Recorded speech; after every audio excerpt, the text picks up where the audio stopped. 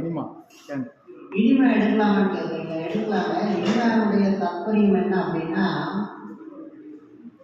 நம்ம மனக்குடல் இருக்குங்க, குடல்னு ஆங்கிலத்தில் சொல்கிறோம். அது மனம் கெட்டியாகி போயிருக்கு. நம்ம உடம்புல இருக்கிற சக்தி புத்தி வெளியில தரணும், அதனால பத்தலை. அப்போ என்ன பண்ணணும், நம்ம சப்போர்ட் பண்ணி அந்த கெட்டியான மனத்தை கொஞ்சம் இழக வைக்கணும். எப்படி இழக வைக்கிறது அப்படின்றதுனா, மனக்குடலுக்கு மட்டும் தண்ணி போகிற மாதிரி ஒரு அப்பாரத்தை செஞ்சு வச்சிருக்கோம். முக்காலிருந்து ஒரு பிளாஸ்டிக் டம்ளர், அதுலேருந்து கீழே ஒரு டியூப்பு, கடைசியில் ஒரு நாசல் ஆச்சா முனை.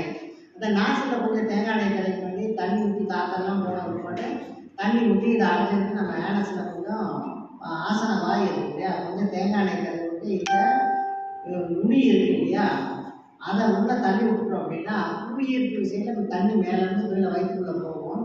பச்சை தண்ணி தான். நம்ம உள்ளே போனோன்னா நமக்கு ஜில்லுன்னு ஒரு உணர்வு வரும். ஆரம்பத்தில் கொஞ்சம் சிரமமாக இருந்துச்சுன்னா ஒரு அரை டம்ளரை 4 டம்ளர் வந்தீங்கன்னா கூட விட்டுருங்க. மோசன் வந்துச்சுன்னா போயிடுங்க. இதை காலையில் நீங்கள் மோசன் போன உட்பாடு செய்யுங்க. ஏதாச்சும் இருந்ததுன்னா கூட சரியாக போயிடும்.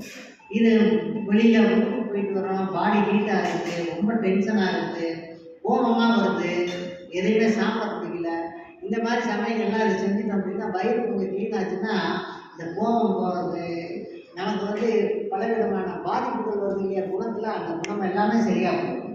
அந்த மாதிரி செஞ்சுக்கணும். எளிமை எடுக்கிறது நல்லது. நம்ம தொடர்ந்து எடுக்க வேண்டியது. மனம் போச்சுன்னா நம்ம எடுக்க போகிறது. அது மாதிரி வாயில் என்ன குட்டிங்கிறது அப்படிங்கிறது கேள்விப்பட்டிருக்கலாம் நீங்கள். ஆயில் குட்டிங்கிறது, ஆயில் குட்டிங்கிறது ஒரு அருமையான மருத்துவம் தான். அது மாற்று முறை மருத்துவம்.